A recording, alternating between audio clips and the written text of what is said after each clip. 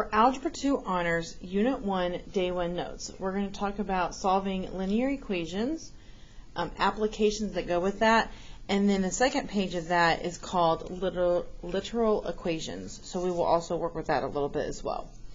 So for example 1, it's just solving multiple types of equations. We have two-step, distributive property, variables on both sides, and we also have fractions down here because we're going to review clearing a fraction. So for letter A, simply we just need to figure out how to get x by itself. So we're going to subtract the 5 from both sides because we do the opposite of the positive. So 7x equals 21. Then we divide by 7 because this is saying 7 times x. The opposite of multiply is divide by 7, and we know that x is 3. I do want you to be in a habit of making sure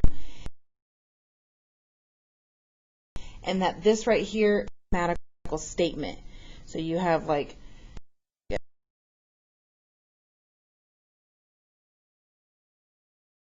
so part B, we have to clear the fraction here. First thing I would do is I would multiply this side by 4 because this cancels out, and I would multiply this side by 4, which means that the whole expression gets multiplied by 4. So here I have a 1, and we know that 1 times x is 1x. 1 times 3 is 3. And here we've got 4x, and then 4 times 6 is 24. In this problem, I would probably go ahead and subtract the 1x to both sides. So if I subtract 1x to both sides, 4 minus 1 gives me 3x. Here, if I need to subtract 24, so I would get negative 21 equals 3x. And then if I divide by 3, we get x equals negative 7. Okay, let me focus the screen. All right, for letter C, we obviously have some decimals. And we see that our variable is a letter C. So first thing I would do is I would subtract my 2c to 8.5. This would give me 6.5c.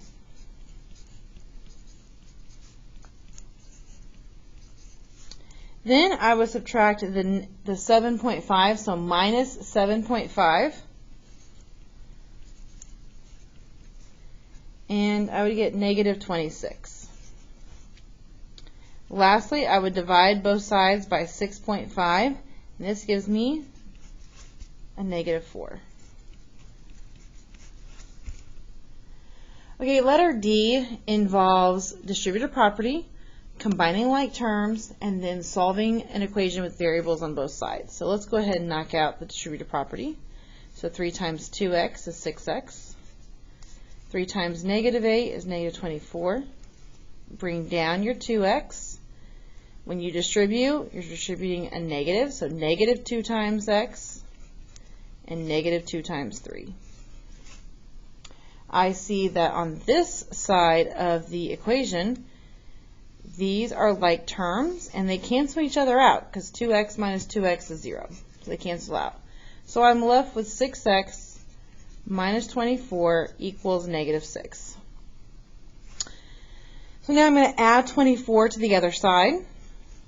And negative 6 plus 24 gives me 18. 18 divided by 6 is 3. Okay, in letter E and F, for these problems, you want to have a common denominator.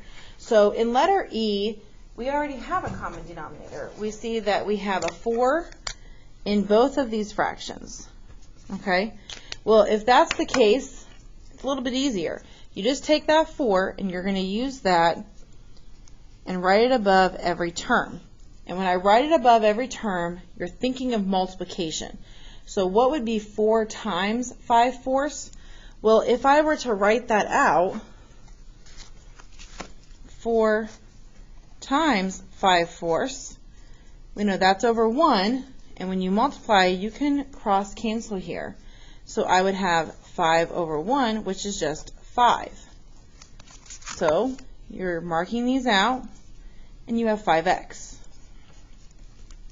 Here we have 4 times 3 is 12. 4 times x is 4x. And then again, since we have the same denominator and the number here, they're the same. They cancel, and we have a negative 1. Okay, so now I'm going to subtract my 4. So 5 minus 4 would give me 1x, or x. If I subtract 12, I would get negative 1 minus 12 is negative 13. Okay, but in letter F, we see that we have different denominators. So we have 3, 2, 6, and 2. And I want a common denominator here. So I know that 3 times 2 can make 6. I know 2 times 3 can make 6, and 6 times 1 obviously makes 6. It stays the same. So I'm going to use a 6 above every term here. Okay, but now I know that I can't cancel out, but I can divide, or like reduce it. So in this case, because 6 and 3 are not the same, I go, okay, well, what's 6 divided by 3?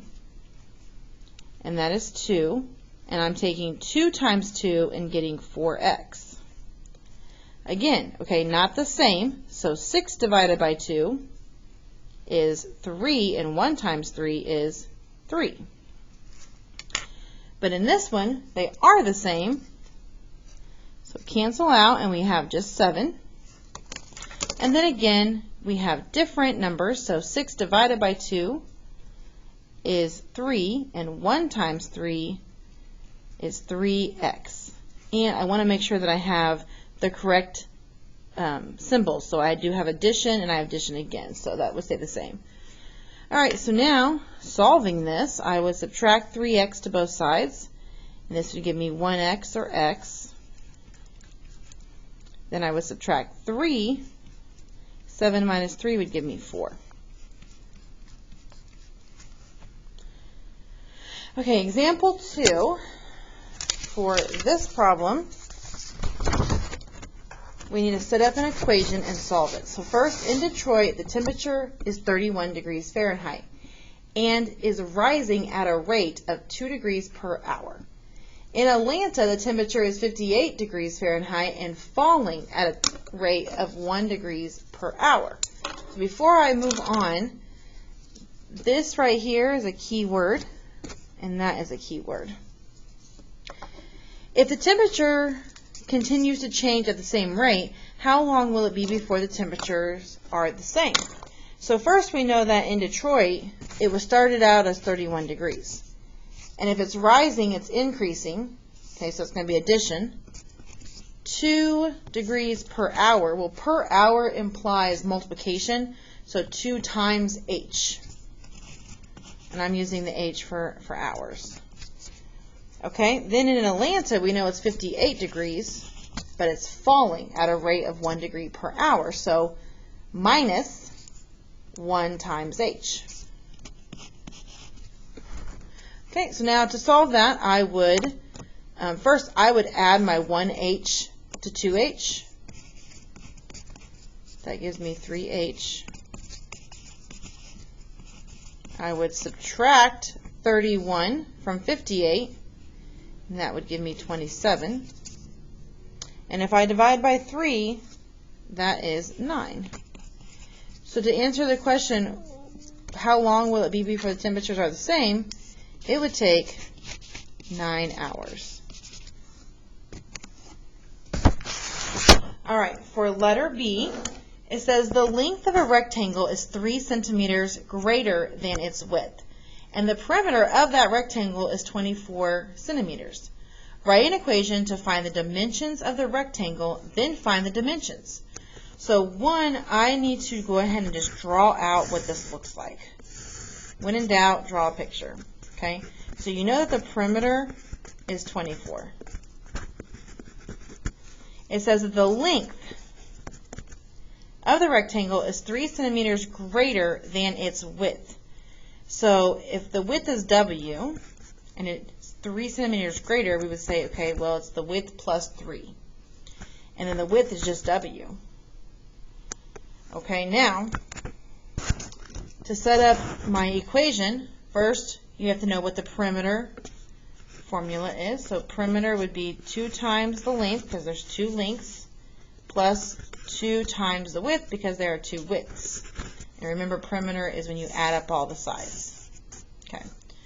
So if perimeter is 24, okay, the length is this whole expression. And then the width is still just going to be W. So as you can see, if we find W, we will know the width, and then we would just add 3 to that to get our length. So I will distribute. And bring my other 2W down. 2W plus 2W is 4W. If I subtract 6 from 24, I get 18.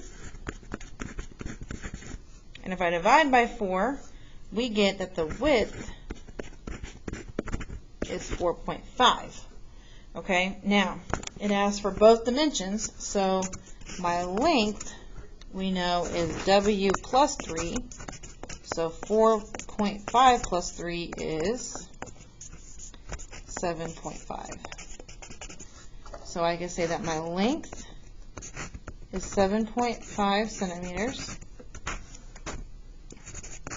And my width is 4.5 centimeters. Okay, I usually draw my L as cursive just because I don't want it to look like a 1 if I just wrote L like that. And you could put a comma or you could write the word and, but either way is fine. Okay, I'll do a second video for Unit 1 notes for example 3.